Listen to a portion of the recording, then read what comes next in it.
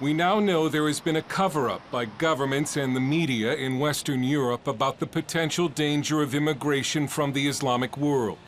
It was a conspiracy involving politicians, police officials, and journalists. Europeans were programmed by a relentless media campaign to believe immigration was good, and criticism of immigration was racist. Months before the deadly Islamic terror attacks in Belgium, left-wing demonstrators were playing dead in the streets, protesting for more immigration from the Middle East and against stronger borders in Europe. Stronger borders that might have saved the lives of 34 people killed in Brussels last month. No more walls in Europe. The left's mantra has been no walls, no borders. But many Europeans now realize they were sold a bill of goods about open borders and immigration. Media campaigns like this were meant to condition Europeans to feel badly about opposing immigration. But one thing Vincent has always had a problem with is foreigners, especially the new lot. All these Ivankas, Elenas, Bogdans, or Pedro, Joaos, social benefits abusers, stealing honest people's jobs for peanuts as a wage, stealing people's lives, wives, even their cats. Voices who warned about the threat from open immigration were either branded racist or simply ignored. This Belgian Jewish leader warned CBN News a year and a half ago that the Belgian government was too soft on Muslim extremists and more attacks were coming. You know, we say, I don't know if I will say it right in English, but if you want to eat with the devil, you need a very long fork. I don't know if we say it in English. I think that there is no fork long enough to eat with Islamism. And the multicultural charade has crumbled. In Germany, when the city of Cologne was caught trying to cover up massive New Year's sex attacks. In Sweden, where the public learned that the police and the media covered up large-scale sexual assaults at a summer music festival in Stockholm last year. And in Brussels, which became a home to some of the most dangerous terrorists in Europe. In cities across Western Europe, women are now afraid to walk alone at night on the street. Muslims make up almost half of Belgium's prison population. Jews everywhere live in fear. This didn't just happen, but in many cases the information about it was suppressed. Sweden has been notorious for censoring the problems of immigration. Newspapers obscured the faces and changed the skin tone of crime suspects with immigrant backgrounds, but showed their faces if they were white native Swedes.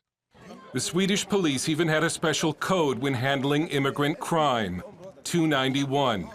Swedish policy analyst Tino Sanandaji. Code 291, and this is, you know, now in every Swedish newspaper is reporting this. The police were told to cover up any crime relating to the refugees. Do not tell the media, do not leave a paper trail. So, and apparently we're finding out now that there were hundreds of violent crimes. Some Swedes have become so frustrated with the censorship that they go to social media to get the truth out themselves. Hey, welcome to Sweden. This is the #1 rape capital of Europe. A lot of Swedes are angry. They realize they've been lied to. And some are wondering, what else are the government and media hiding from us? You have a lot of problems that were never reported until a few, literally days ago. But they decided it was against their ideological agenda. They covered it up. The man who found evidence that one of Sweden's largest papers covered up the sex assaults in Stockholm is journalist Chang Frick, who says journalists have been either too afraid or not allowed to report the truth. I read books by Kafka, and I read books about what life was in Soviet Union and this and that. Everybody was checking each other. This is the situation we got in Sweden, but it's more in a soft way. You don't get in jail for having the wrong thoughts. You lose your job, you would get social stigmatized. The paper Dagens Nyheter says the claim that it was part of a cover-up is a lie and that it could not confirm the story. Ingrid Carlquist, a distinguished fellow at the Gatestone Institute, has been warning Swedes for years that they were being misled about immigration. Now she feels vindication. I've been trying to tell the Swedish people, you know, this for 5 years or something.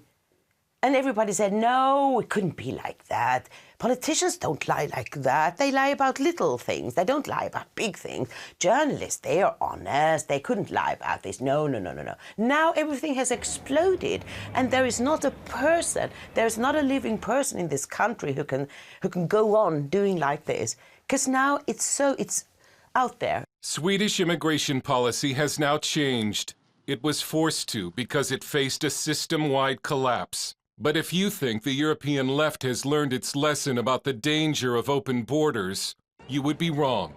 After the Brussels attack, there were several articles essentially blaming terrorism on racism and calling for continued open borders. There are, of course, refugees who need help, but Europe's misplaced generosity has brought war to its doorstep, and some believe that politicians, police officials, and journalists now have blood on their hands. Hurd, CBN News, reporting from Brussels and Stockholm.